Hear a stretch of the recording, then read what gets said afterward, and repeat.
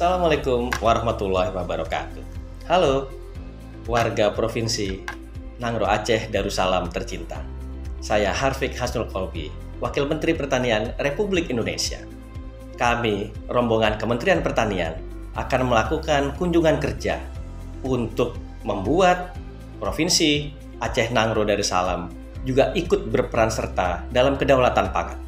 Kami akan hadir tanggal 31 Oktober dan tanggal 1 November 2022 ini. Adapun beberapa kegiatan kami adalah pertama, tentu saja kita akan meninjau lahan pertanian, peternakan, dan perkebunan di Nangro Aceh Darussalam. Juga untuk mahasiswa Universitas Teku Umar di Meloboh, insya Allah mudah-mudahan kami akan melakukan kuliah umum, berbagi tentunya, juga mendengar semua aspirasi kawan-kawan mahasiswa di Universitas Teku Umar.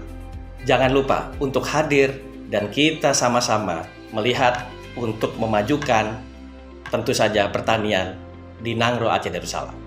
Sampai jumpa. Wallahu muwaffiq ila aqwamit thoriq. Assalamualaikum warahmatullahi wabarakatuh.